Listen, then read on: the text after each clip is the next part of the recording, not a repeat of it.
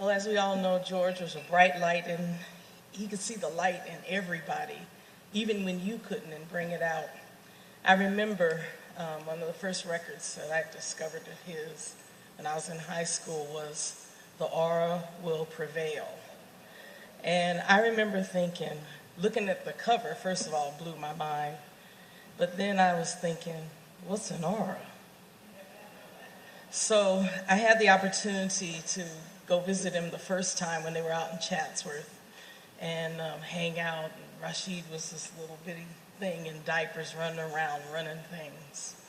And George just, you know, he was working, and wherever he was working, he just took me, and I would just be able to be a fly on the wall. And I just watched how people responded to him, but more than anything, I realized even then, you know, he's just this impeccable, excellent musician, and this excellence was just like second nature. And as everybody said before, you have to work hard to have that. And we stood in many trenches together in the name of artistic freedom and expression. And I remember one project that we did together, we were celebrating Sarah Vaughan, and my very good friend Billy Childs wrote these amazing arrangements for me, and George was producing, and I remember we cut that record with the orchestra in 4 days, and during that whole period that we were working together, George would be in the control room, and if it was necessary, he'd be out there conducting, and if it was necessary, he'd be changing notes. It just didn't even matter, and everything just went on like it was supposed to.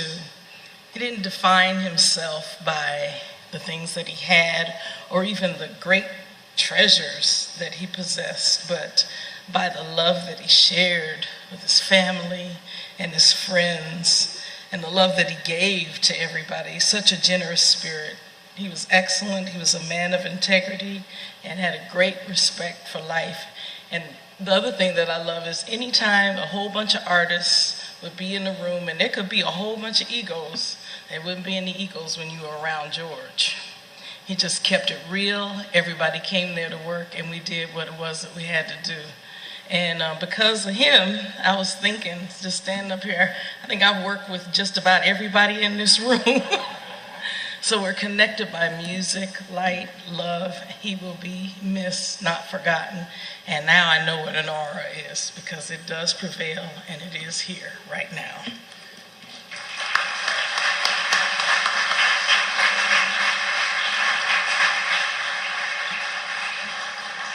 Thank you.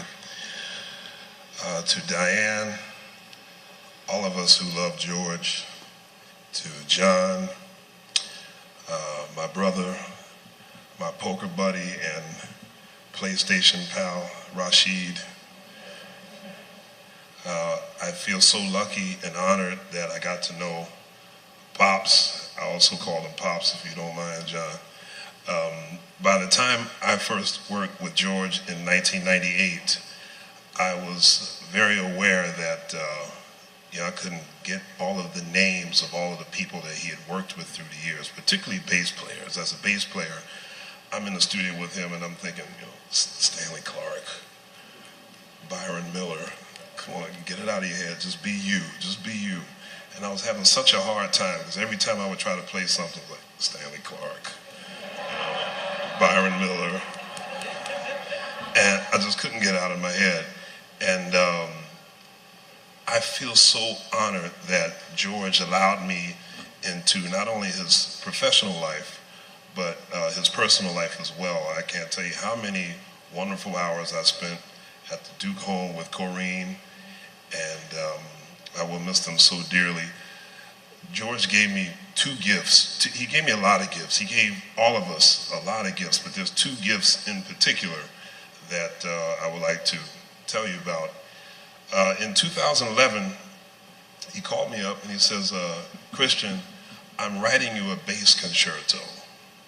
I said, really? He says, yeah, we're going to do it with the Symphonic Jazz Orchestra at UCLA. And I want you to play everything. I want you to play upright bass. I want you to play fretless bass. I want you to play fretted bass. I want you to slap. I want you to bow. I want you to do every trick you know on that bass.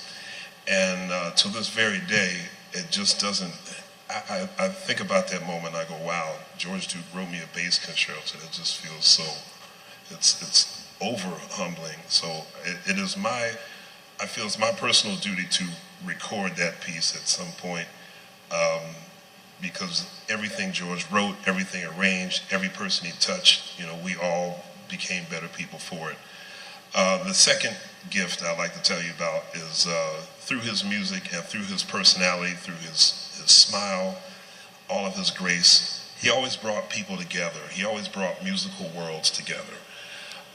When we first worked together in 1998 on my CD called A Family Affair, after we finished the production of the CD, he said to me, he said, I want you to get ready. I said, get ready for what? He said, those jazz people aren't going to like you working with me. He says, people think of you as a straight ahead guy. You're the jazz guy. So you working with me, they're going to say, oh, I tried to make you go smooth, I tried to make you go commercial, I tried to water you down, all that stuff. I said, Pop, I really don't care what anybody else says, because I've had such a wonderful time working with you and being a part of your family. It's me and you. So a few years later, we're playing at Catalina Bar and Grill, just a couple blocks away.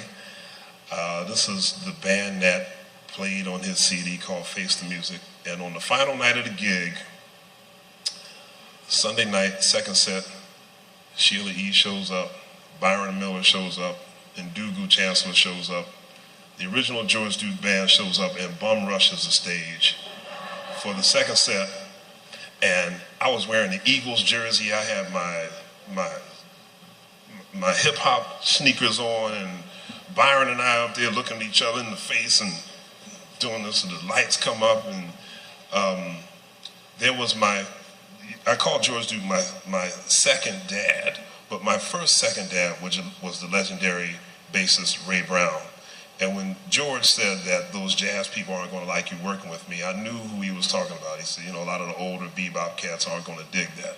So after we got finished sweating and doing Reach For It and Dookie Stick for about an hour, we're sweating and carrying on, having a good time, high-fiving and slapping. The lights come up in the audience. Ray Brown is sitting dead center. And I remember my first reaction was, uh-oh. I'm going to get a real bad tongue lashing from Dad. So I sheepishly walk over to him, and I'm, I got my electric bass, I'm hiding it behind my back. And Ray Brown stands up and he says, man, that was funky. He gives me a big hug, and he said, you stick with George Duke, that's a funky brother. Thank you, George, for bringing our worlds together. Thank you.